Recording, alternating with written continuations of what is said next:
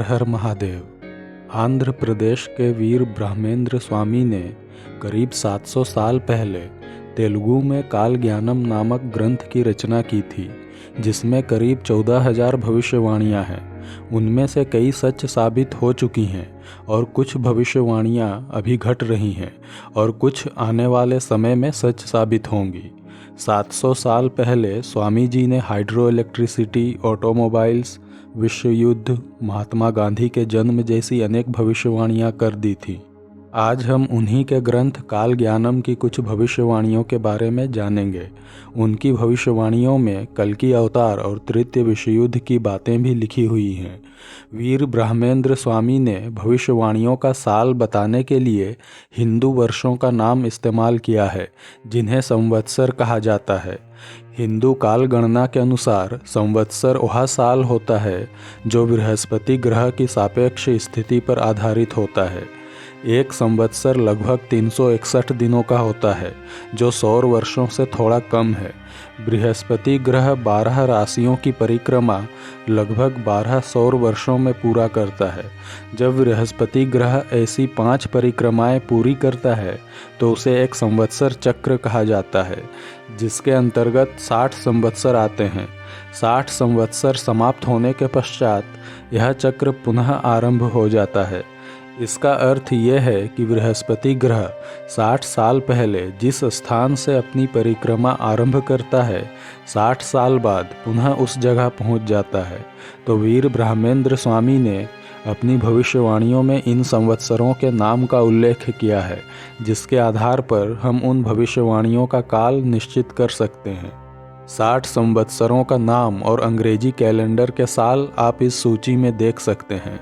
संवत्सर चक्र प्रभव नामक संवत्सर से आरंभ होता है और अक्षय संवत्सर पर समाप्त होता है।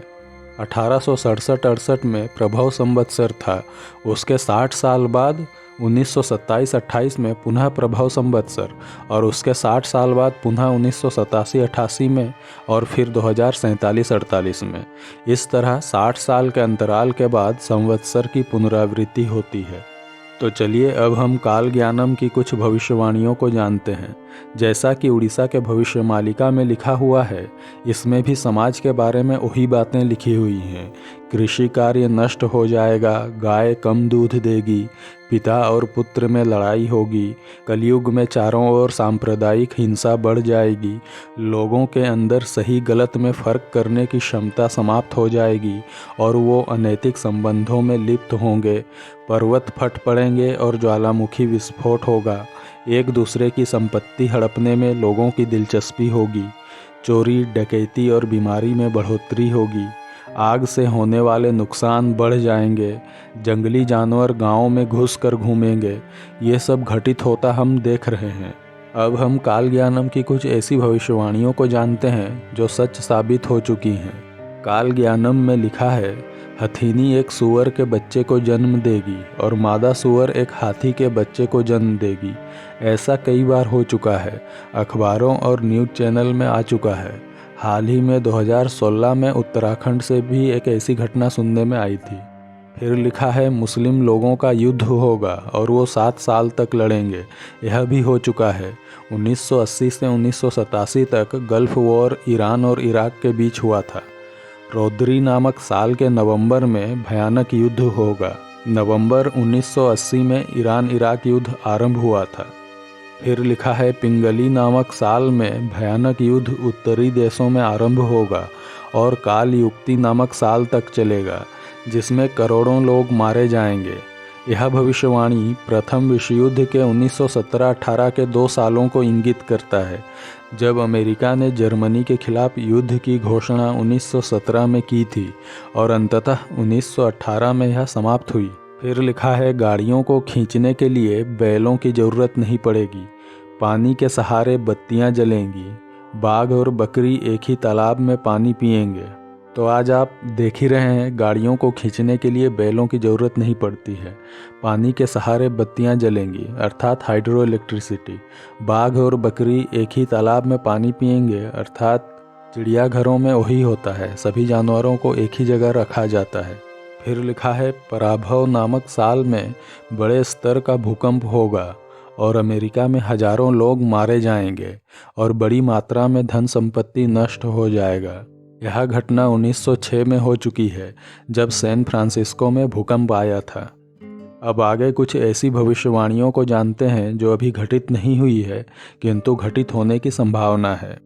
लिखा है, मंगलागिरी गांव में वैष्णव लोगों में मतभेद उत्पन्न होगा और वो 2 भागों में बंटकर आपस में लड़ेंगे और मर जाएंगे। तिरुपति वेंकटेश्वर स्वामी का दाहिना कंधा कांपेगा। दिन में तारे दिखाई देंगे, जिसके कारण कुछ इलाकों की जनसंख्या साफ हो जाएगी।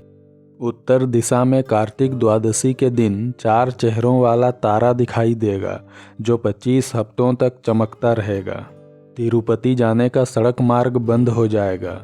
धरती खून से गीली हो जाएगी। कौवे विचित्र ढंग से आवाज़ करेंगे। कोंडाविती गांव के उत्तर दिशा में चट्टानों से निर्मित गरुड़ स्तंभ टूटकर गिर जाएगा। कांची की देवी कामाक्षी अपने चारों ओर 3 घंटों तक घूमेगी।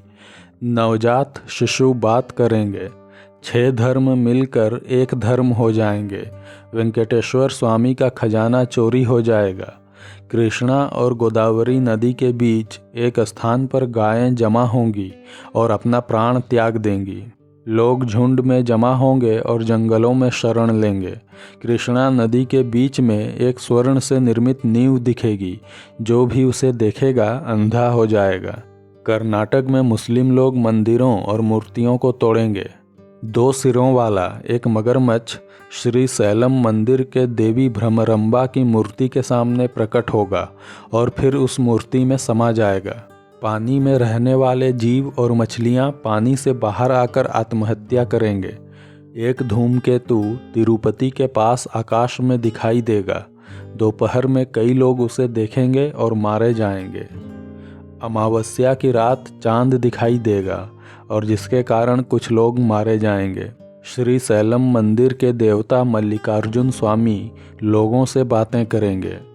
मार्कापुरम गांव के निकट लोगों को सोने के बैल मिलेंगे। नागैया नाम का 5 साल का एक बच्चा 5 वेदों को स्वयं पढ़ेगा। कुमार स्वामी मंदिर 5 दिनों के लिए बंद होगा। श्री सैलम मंदिर के देवता मल्लिकार्जुन मानव रूप में प्रकट होंगे और वीर भोग वसंत राय स्वामी के आने की भविष्यवाणी करेंगे।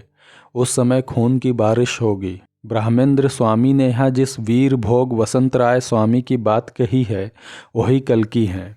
इस संबंध में कुछ और भविष्यवाणियों को देखिए। विश्ववसु नामक संवत्सर में मैं श्री वीर भोग वसंत राय स्वामी नाम से जन्म लूँगा और बाद में कल्कि नाम से प्रसिद्ध होऊंगा। अश्वत्थामा, भगवान दत्तात्रेय, आचार्य नागार्जुन आदि अनेक संतों से बहुत सी विद्याएं सीखूंगा। वीर ब्रह्मेंद्र स्वामी ने कालज्ञानम में लिखा है कि विश्ववसु संवत्सर में वह स्वयं भगवान कल्कि के रूप में अवतरित होंगे। विश्ववसु संवत्सर अंग्रेजी कैलेंडर के अनुसार कौन कौन से साल में पड़ेगा आप देख सकते हैं। फिर आगे उन्होंने लिखा है, पराभव नामक वर्ष में मैं वीर भोग वसंत राय के रूप में भगवान मल्लिकार्जुन से वरदान प्राप्त करूंगा और विंध्य पर्वतों में जाकर कुछ ऋषियों से मिलूंगा। जरूरी वरदान और आशीर्वाद पाने के बाद आखिरकार मैं कल्कि कहलाऊंगा। पराभव संवत्सर विश्ववसु संवत्सर का ठीक अगला संवत्सर है, यानी 2 वर्ष की आयु में वीर भोग वसंत राय मल्लिकार्जुन भगवान से वरदान प्राप्त कर विंध्य पर्वतों में चले जाएंगे। वहाँ शिक्षा ग्रहण करेंगे और कल्कि कहलाएंगे। फिर लिखा है, कल्कि के रूप में प्रमादीच नामक संवत्सर में मैं 8 साल का हो जाऊंगा। आप देख सकते हैं विश्ववसु संवत्सर जिसमें उनका जन्म होगा, उसके 8 साल बाद प्रमादीच संवत्सर आएगा। फिर लिखा है, दुर्मति नामक संवत्सर में कार्तिक पूर्णिमा के दिन मैं 16 साल का हो जाऊंगा और वीर भोग वसंत राय नाम से मेरा यशोगान होगा और कल्कि के नाम से प्रसिद्ध होऊंगा। अंग्रेजी कैलेंडर के अनुसार दुर्मति संवत्सर के साल आप यहाँ देख सकते हैं। फिर कहा गया है, रक्ताक्षी संवत्सर में मैं विवाह करूँगा। विरोधी नामक संवत्सर से मैं दुष्ट शिक्षण शिष्ट रक्षण की अपनी योजना का आरंभ करूँगा। इस साल से ग्रह नक्षत्र और भाग्य मेरे अधीन होकर कार्य करेंगे। ब्रह्मा द्वारा लिखी गई नियति निष्क्रिय हो जाएगी। लोगों को उनके कर्मों के हिसाब से फल मिलेगा। व्यक्ति के सुख और दुख उनके द्वारा किए गए कर्मों के अनुसार मैं तय करूँगा। तो ये सब कुछ भविष्यवाणियाँ हैं जो काल ज्ञानम नामक तेलुगु ग्रंथ में वीर ब्रह्मेंद्र स्वामी द्वारा लिखी गई हैं। इनके अध्ययन से पता चलता है वह स्वयं कल्कि के रूप में अवतरित होने की बात कह गए हैं।